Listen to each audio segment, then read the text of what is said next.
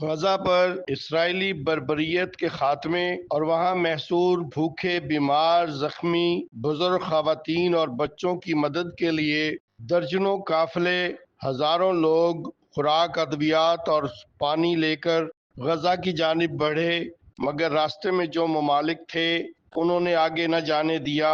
اس کے بعد ہمدردی رکھنے والے، انسانی حقوق کے لیے کام کرنے والے اسپین کے چند لوگوں نے فیصلہ کیا کہ وہ سمندر کے راستے غزہ پہنچیں گے۔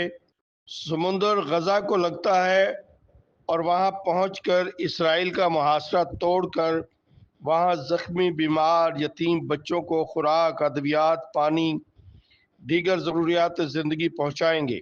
سمود فلوٹیلا اسپین سے 31 اگست کو روانہ ہوا۔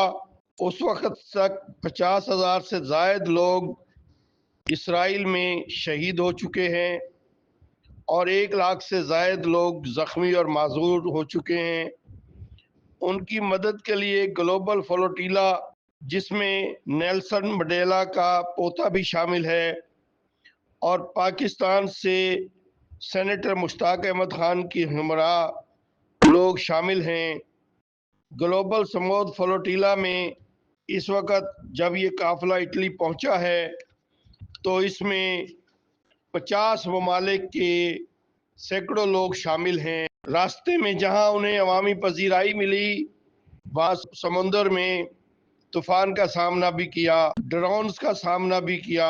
سینیٹر مشتاق احمد خان کی اذان اور نماز بھی شامل رہی۔ سب لوگ اللہ تعالیٰ سے دعا کرتے ہوئے اپنی منزل کی جانب رواں دواں ہیں۔ ان میں 60% لوگ غیر مسلم ہیں۔ فلوٹیلا کو نکلے ہوئے آج 22 روز ہو چکے ہیں اور ابھی تقریباً 15 روز اور لگیں گے۔ اس گلوبل سمود فلوٹیلا کی کامیابی کے لیے ہر انسان اور مسلمان کو آواز بلند کرنی چاہیے اور اس کی کامیابی اور تحفظ کے لیے دعائیں بھی کرنی چاہیے۔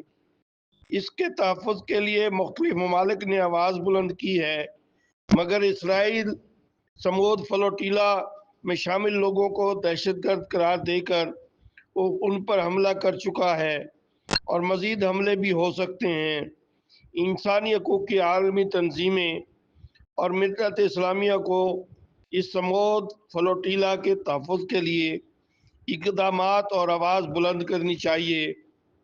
میری دعا ہے کہ اللہ تعالیٰ سمود فلوٹیلا کو کامیابی سے ہمکنار کرے اور وہاں ضرورت مند، مجبور، بے بس، زخمی، بیمار، معذور لوگوں کو خوراک، ادویات، پانی اور ضروریات زندگی کی اشیاء مل سکیں۔ آمین۔